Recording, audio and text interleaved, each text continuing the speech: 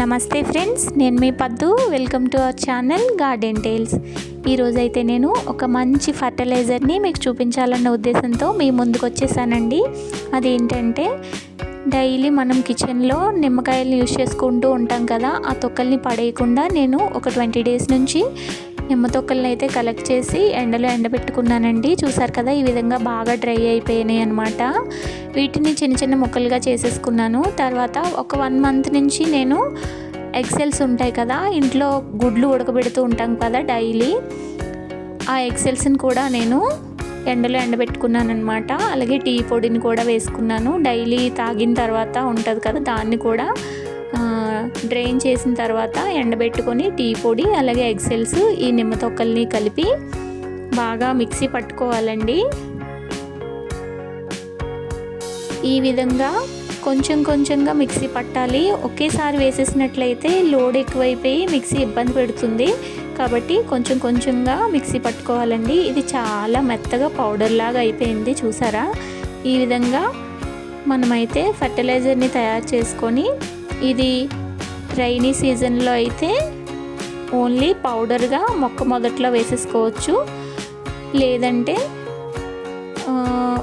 Summer అనుకోండి, వాటర్లో కలుపుకొని కొంచెం బెల్లం ముక్కను కూడా యాడ్ చేసి వాటర్లో కరగదీసి వేసినట్లయితే బాగా యూజ్ ఉంటుంది అన్నమాట. మంచి రిజల్ట్ ఉంటుంది.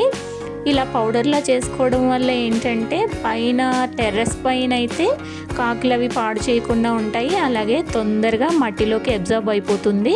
అలాగే మనం ఇందులో నిమ్మ చెక్కల్ని కూడా వేసుకున్నాం కాబట్టి మొక్కలకి పురుగు పట్టడము, తెగులు రావడం అనేది ఉండదన్నమాట.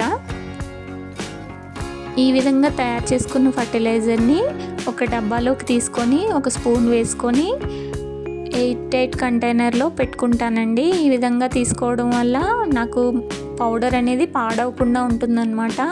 నాకు కావలసినప్పుడు ఒక్కో స్పూను ఒక్కో మొక్క మొదట్లో వేసుకుంటే చాలా అంటే చాలా బాగా బ్లూమింగ్ స్టార్ట్ అవుతుంది. నేను పెద్ద డబ్బాని ఎందుకు తీసుకున్నానంటే మళ్ళీ ఒక 20 డేస్ అయ్యేసరికి నాకు మళ్ళీ ఇంత పౌడర్ కలెక్ట్ అయిపోతుంది అనమాట. అందుకని చెప్పేసి కొంచెం పెద్ద కంటైనర్ని తీసుకున్నాను.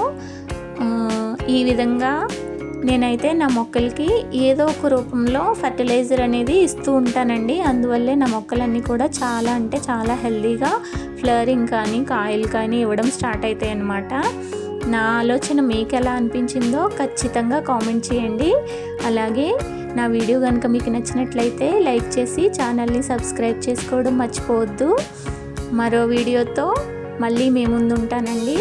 ఇలాంటి మంచి మంచి వీడియోస్ కోసం చూస్తూనే ఉండండి. అందరికీ నమస్తే.